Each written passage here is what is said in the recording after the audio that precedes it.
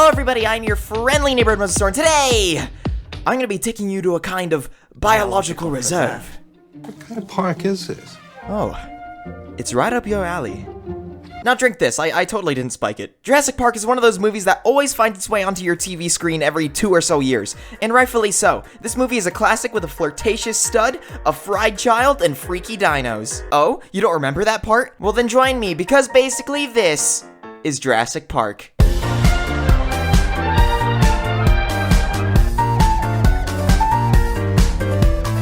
Let's start with a little history. It's the year 1990, and you've just published a novel by the name of Jurassic Park. The crazy, violent novel does well, and grows past everyone's expectations. The book did so well that 4 film publishers come to you asking to buy the rights. But you aren't stupid, so you let them bid for it. And with an immense $1.5 million backing and the charisma of one charming director, the rights were sold out to Universal Studios. The studio even hired you for an extra $500,000 to revise the story for the big screen. You think to yourself, wow, this is an awesome deal, and with the amount of care they're showing my story, I bet they won't let my movie down.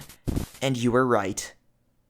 Filming began in 1992, but production ran into a problem. Having been inspired by a Godzilla film that didn't really age too well, Spielberg wanted to make the dinosaurs entirely in stop motion, and, well, it didn't look terrible. But having seen what the film could have looked like, a film compositor hired to make slight visual effect changes told Spielberg that he might be able to make a better dinosaur using new technology called computer-generated imagery, or CGI. But Spielberg was hesitant to trust this new tech voodoo, so he said no. But being stubborn, the digital compositor said eat my dino dong and made a test animation of a T-Rex walk cycle anyways. After finishing the animation and showing it to Spielberg, Spielberg thought it was so good that he reportedly went up to the stop-motion supervisor and said, "You're out of a job." This one act of disobedience not only made Jurassic Park the top-grossing film of its time, but it also opened the window for CGI for thousands of breathtaking films to come. And the music! Don't even get me started with the music! The music of the film was even composed by John frickin' Williams. Spielberg made this choice so that the movie could feel like bow, bow, bow, bow, bow, bow, bow. But then you see a fat man holding shaving cream, so you feel like and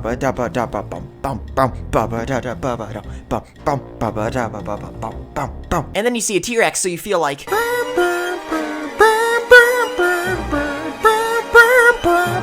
Spielberg was going all out on this one, dare I say, spared no expense. And with a great story, groundbreaking tech voodoo, and one charismatic director, Jurassic Park was on track to becoming one of the greatest films of all time.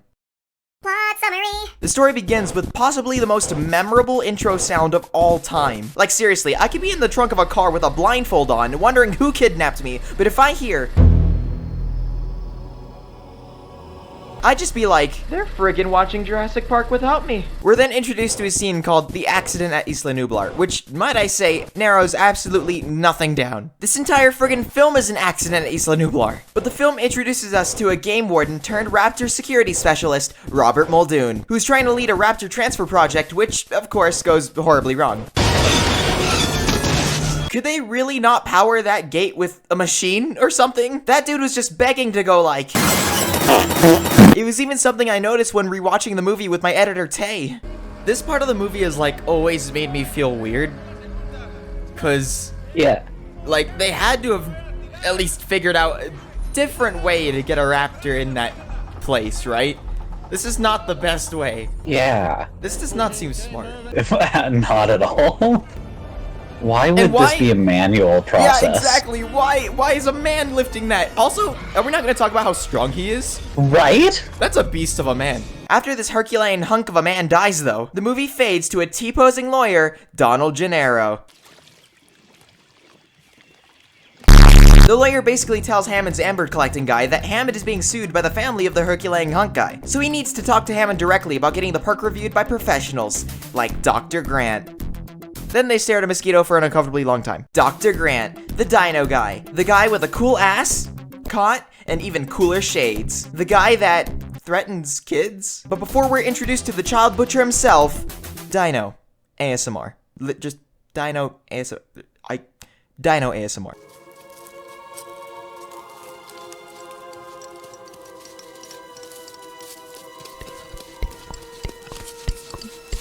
It's here we are introduced to the dino digger, Dr. Alan Grant, and his sorta girlfriend, Dr. Ellie Sattler. And after they shoot the ground and stare at a computer, a random kid says the famous line, More like a 6-foot turkey. to which Alan Grant butchers him alive. More like a 6-foot turkey. Traumatize the man. Do it, Grant. He's psychotic. You get your first look at this, and he slashes at you with this 6-inch. Oh my god, the kid's eyes. He looks so traumatized. Like, am I about to get stabbed? This dude's gonna kill me. Or maybe across the belly, spilling your intestines. So, you know, try to show a little respect. Okay. In conclusion, kid, don't screw with the dino nerd. This massive group of adults standing there watching this happen. They just know not to mess with him, because he's gonna whip out his raptor claw and murder every single one of them. He's a menace. But out of nowhere, this crazy old guy lands from the sky and starts raiding the paleontologist's fridge. He then says his name is John Hammond, the guy paying for this dino dig, and he asks the couple if they're willing to promote a sort of Biological preserve. if they go and visit the place. Naturally, Grant is hesitant and asks the obvious, What kind of park is this? and the creepy old guy just says, It's right up your alley. which isn't creepy at all. But hold on, this movie can't all be sunshine and dinos, so here, have a fat guy. This beast of a man is Dennis Nedry, and he definitely won't be the sole reason for a multi-million-dollar park going out of business. No, definitely. Definitely not, no. And this guy? Well, he's Dodson! Dodson, we got Dodson here! But really, nobody cares. And they basically chat about how Nedry will steal DNA with the world's coolest spy device. I want this. But at the end of the day, we all love Dennis Nedry. Now this dude. Look at the size of that lad. Not gonna lie. I'm not gonna lie. That dude, what's his name? Nedry, that's his name. He sounds like an awesome person to hang out with, even though he's a lying, thieving scoundrel. He sounds like a Right? vibe. He sounds like a vibe. Meanwhile, a crazy old man, 2 paleontologists, a lawyer, and a mathematician, Chaotician, actually. I mean chaotician, are flying to their demise. And after the world's greatest laugh, a shot of one very hairy-legged lawyer, and copyright galore, the team crash on the island.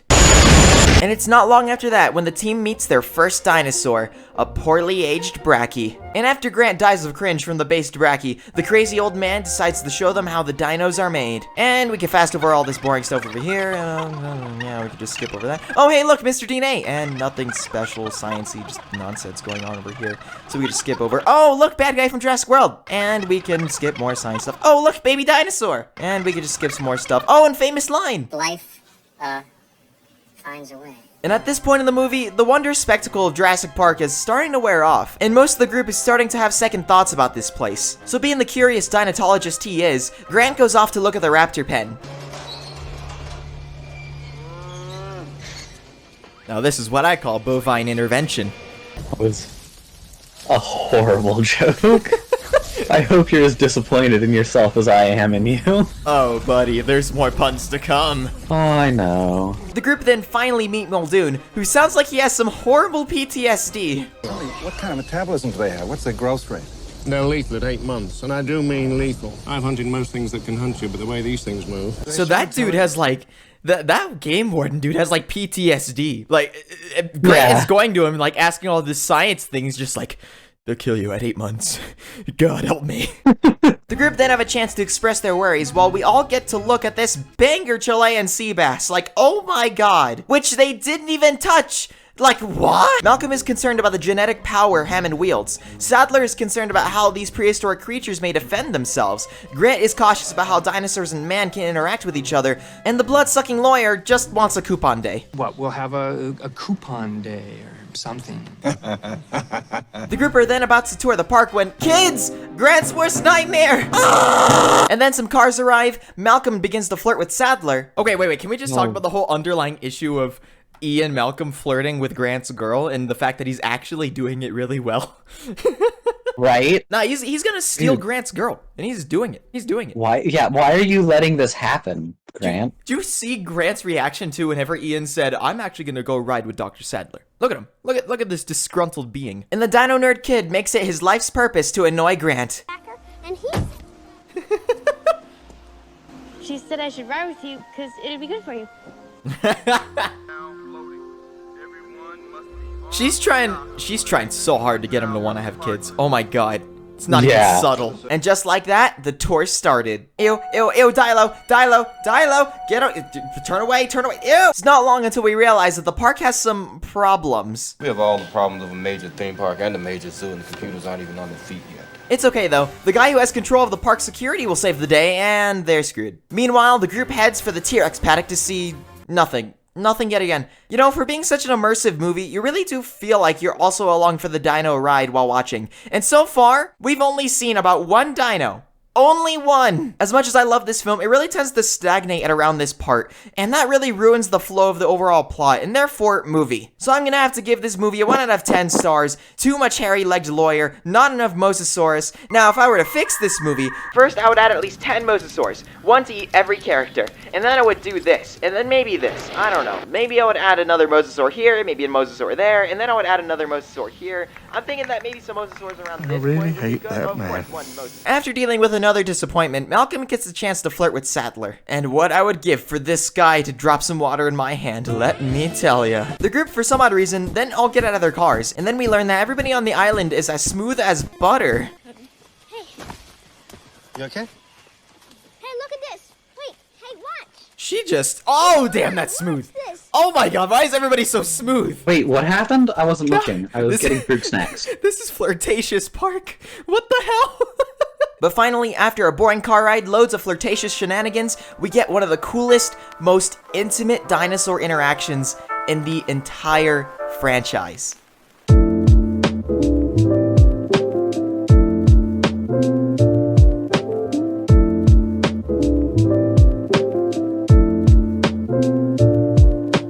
The production team really did spare no expense with the animatronics, because, oh my god, it just looks so friggin' good. Oh, it's so cool. That's so cool. I'd be doing the same thing. It really just makes me want to geek out over how good this movie is, and realize how trash some of its sequels were.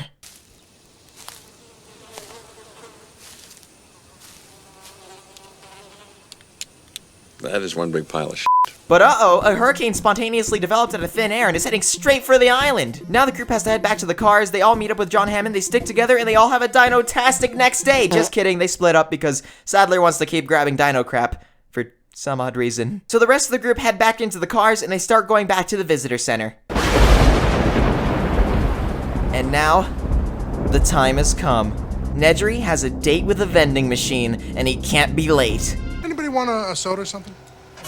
Because I'm going up to the machine. I thought maybe, I'd get somebody something. Because I've had all these sweets, and I think I'm going to get something salty. I thought maybe somebody would... But he's actually not going to a vending machine! Cue the fat man with shaving cream music! Bum ba ba da da bum bum bum ba ba da da ba da bum bum. Imagine putting literally all of security to one man's hands. Right? And you've already said that he's got butterfingers too. Like, good lord, people. But it's not long until Nedry's sabotage becomes apparent to the rest of the team. Fine, Landry. Check the vending machines. Oh, Hammond, you fool. Doors are unlocked, fences are down, and the phones are out. But don't worry, nobody's in actual danger. Now, where did the cars stop? And they're screwed. At least Grant's girl is not in the picture. If she were here for like another 10 minutes, she would be already in Malcolm's arms. I'm just saying. And it's here we're finally introduced to the scene that defines this franchise. Tense, calculated, horrifying. All of this pressure, storytelling, and emotional weight, all leading up to this moment. The movie then takes a dramatic tone from an action, fun summer blockbuster into a high-stakes horror film. The rain is moody, the T-Rex is terrifying, and this girl's scream is on point. But this one scene can't be too overanalyzed because of the length of this video, so I'm gonna highly recommend you guys checking out Nerdstalgic's video about why Jurassic Park is actually a horror movie. Because I know for a fact that half of you definitely wet your pants while watching this movie. Don't you try to lie to me. I know, guys. I know. Now where was I? Oh right. Great scene, much scary, hairy-legged lawyer gone. Oh yeah, and Malcolm's down too, because he wanted to sacrifice himself for some odd reason, even though he really didn't have to. Now it's up to Grant to save the kids. One kid saved, and the other one... not so much. Meanwhile, the peeps in the control center are still having problems because, you didn't say the magic word. Didn't say the magic word. So Hammond tells Muldoon to go pick up the stranded survivors. And Sadler goes too, for reasons, I don't know. But hold on to your butts, guy comes to the stunning realization that they can't bring Jurassic Park back online without Nedry. Speaking of which, where is Nedry? Back to Grant and the Screaming Girl, they now have a new problem. Though the T-Rex is out of the picture, they now have a kid in a tree. And after an intense car chase, get it? Because it's car and it was chasing them in car. It was a car chase, guys. Come on, it was a car chase. They get crushed under a car and die. They both then get resurrected by Raptor Jesus' powers, of course, and decide to sleep in a tree. And this scene right here, this is beautiful. The characters finally having a chance to rest. The call of brackies off in the distance, and the calm, melodic music it's just perfect. Everything's perfect! We then cut to a shot with Sadler, Hammond, and an assload of food. Look at all that food, oh my god. That's all just ice cream. No, behind him.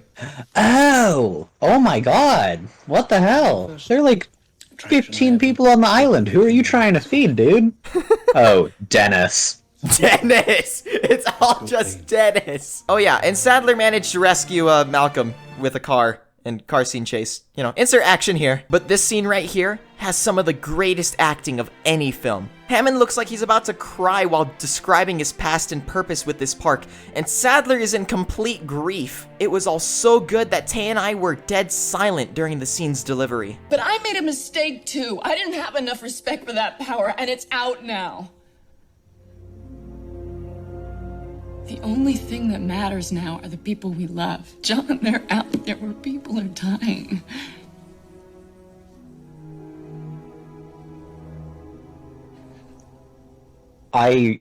This movie has some fantastic acting. Right? Holy crap. Jeez, like they don't make movies like this anymore. And We both just went dead silent for almost that entire scene. I was crying with her. The next day, Grant and the kids are determined to find the visitor center and the rest of the group. But while walking around, they find eggs. Back at the command center, the group are debating shutting down the entire system to get all the park systems back online. It's a risk, but they have to take it. Hold on to your butts. Luckily, the park didn't blow up. And hold on to your butts, guy says he just needs to flip a few switches in a building that's right by the raptor paddock to get the rest of the systems back online. Then, he'll be right back. Having been a while, the group suspects Hold On To Your Butts guy needs some help, so Muldoon and Sadler go to help, but they can't. Why not? Because they are being hunted. So Muldoon starts hunting, Sadler starts running, your heart starts pounding, and she finally makes it! Such a good chase scene. Once inside, Sadler starts being led through the halls by Hammond in search of the sacred switches. And luckily, she finds it really quick. Now she just needs to switch on the lights, turn on the fences, and since everybody is far away from any electric fence, we should be good. And they're screwed. One crispy Timmy later, and Sadler thinks we're back in business. But wait, everything's fine. Arnold is here to lend a hand. It's now a mad chase to get away from the raptor. Well, more like a mad limp, but you get the point. And Sadler lives to flip a switch another day. Now she just needs to find Muldoon. Speaking of which, where is Muldoon? Meanwhile, Grant and the two kids finally make it to the visitor center. Oh yeah, and Timmy's alive. Somehow. And Grant leaves them to literally eat their heart out while he tries to find the others. It's actually a pretty smart decision. I mean, this is one of the most safe places in the entire park, and oh, won't you look at that? The paintings, they're so lifelike, and it's almost like they're... Oh no. Kitchen scene! What can I say about this sequence? It is art. This scene is tension and suspense incarnate, given in a visual form. Do I think it's a little strange that two kids could lock a raptor in a freezer while two adults struggled to lock one out later? Yeah, I do. But now that the raptor's on ice, this clip from LEGO Jurassic World is now my official headcanon for what happened to it. After the kids ice the raptor, they meet up with Grant, who found Sadler. The group then run to the control room where they should be safe. Uh-oh. He just wants some ice. Now they're in trouble. A raptor's at the door, a gun's on the floor, and the door locks are being such a But it's okay. Screaming Jello Girl knows how to hack. Wait, what? You're telling me you didn't know this? Were you not listening during that totally forgettable scene from earlier? I'm not a computer nerd. I prefer to be called a hacker. Anyways, she locks the doors, restarts the phones, and pretty much does everything this guy wasn't able to do. So Grant calls Hammond and tells him to call in the damn chopper. But it isn't long until the raptor realizes that glass is just glass, so it breaks in and the group have to run away yet again, only to be cornered in the main hall. All is lost. The group is cornered. Raptors are here. But then...